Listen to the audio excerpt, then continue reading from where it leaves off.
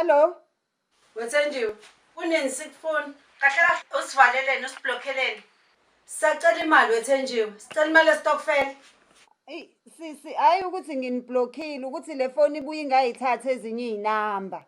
Awu, iqale nini ungayithatha ezinye izinamba? Ubukwazi ukusikhumbuza njengoba kade singagogile. Kodwa namhlanje ifone asakwazi ukubamba inamba. Ungazodlala wena Thenjiwe. Isiphithiphithi sangoDisemba nje sisi nawe uyasazi ukuthi izinto manje ziyeleziyeleni. Lalela Thenjiwe umhla ka2 namhlanje. Awukwazi ukungitshela ukuthi kunesiphithiphithi kaDisemba. Awukwazi ukuyenza leyo nto.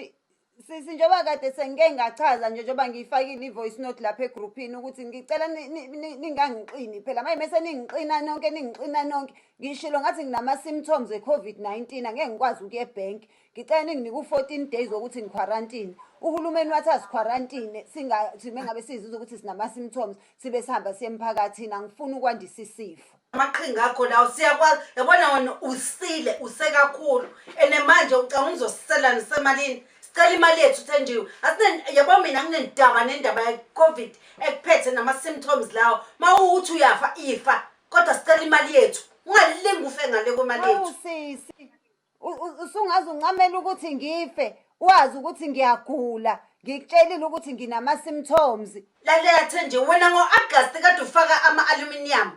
NgoSeptember ubhizi ulungisana negceke lakho. Namhlanje usitshela indaba yokuthi une-COVID ubuyithatha. Sicela imali yethu.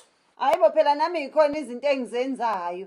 Zikhona nami izinto engizenzayo ezingifakela imali eceleni. Oqanga nginichazelile kwasekuqaleni ukuthi imali ningayibeki kunini. Kwayinini eningiphoqayo. Manje angeke nami ngihambe ngize ngiphula umthetho. Uhulumeni wathi mangabe sizuzwa ukuthi sinama symptoms asihlale endlini u14 days. Ngeke ngilonge ngiyiphoqa oqala nje imali futhi ebhenki ithintwa abantu abaningi. Ngizongithinta imali iphinde ithinte omunye nayo izosithola isifo iphinde ithinte omunye aphinde asithole isifo iphinde ithinte omunye. Shuthi wena sisawumcabangeni nje umuntu okuthiwa uyi-South African. Shuthi awusicabangeli sonke eSouth Africa.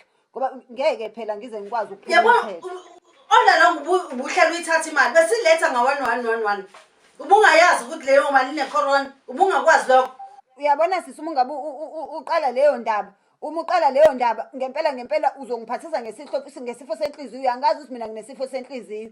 Uma ngasuthi ubheka icele nje kube ukuthi usilalela uyeza ukuthi nina benifika lapha kwami sibe sikwi-lockdown ngoba nganginikhuza ngithi niyaphi kwami ku-level 5 nina nijombe nina nithola ama-permit ama-fake nize lapha kwami. So ngicela singayikhulumi le nto ngoba leyo nto leyo iwubugebengu obukhulu kabi. Ubheka icela ngasivalela ejele singabhadla ejele sonke uma ngase athole ukuthi thina besidlala intokufela sikwi-level 5. Hayibo Thenjiwe uyazi uyanyukela uyabo manje ufaka okugcina ufaka bomthetho.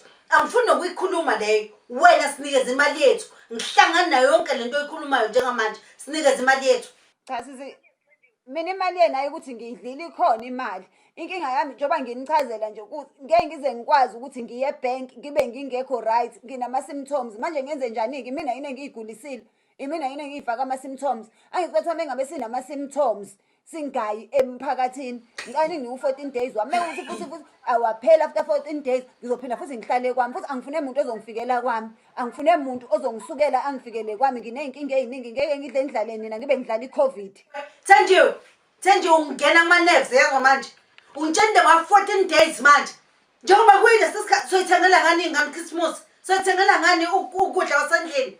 Thenjiwe ungazongihlanyisa wena ungazongihlanyisa. Cela imali yami-ke mina cela uyikhulumela mina cela imali yami. Sisi lento yenzayo ingiphatha kabuhlungu ngoba sabantu besifazane ngabe siyabambana kumanje kukhalwa nge-16 days of activism nina nihlasela mina ngowomunye umuntu wesifazane ingakho abantu besilisa besigibele emakhanda ngoba thina sisodwa sabantu besifazane asizwani asikwazi ukuthi sisupportane. Ingakho nje abantu besilisa bengeke bayiyeke ukusigibela emakhanda. Niyafanele niya-understanda njengomama njengabantu besifazane mhlawumbe niya-understand njengokuthi ngabe siyabambisana sabantu besifazane sokubamba kanjani. Angithi utshela manje ukuthi una-symptoms e-corona. Angithi utshela manje ama-symptoms e-corona. Sicela imali yethu before ubanjiswe. Usile wena usile Thenjiwe. Yenze njani-ke mina ungiqedela ibhetri yefoni yami isiyaphela. Waziwa nenyongo yazi ngizotshela amakhosikazi. Hayi ukuthi ngiyanqaba nemali yenu izophela i-COVID ngiyonilethela imali yenu. Fundani ukulinda nje fundani ukubekezela ningahlulwa abantu abaphuza utshwala nababhema ugwayi bahlala ababekezela nasenihlulwa ukubekezelela imali. Ngeke size sixatshaniswe imali. Yini imali? Bheka icela ungakungisiza uphinde uvalizwe. Kodwa Ramaphosa uvuleleni kuDisemba yazi bekumnandi sikwi-lockdown Nkosi yami naboka abantu nesicefe sey'kweletu.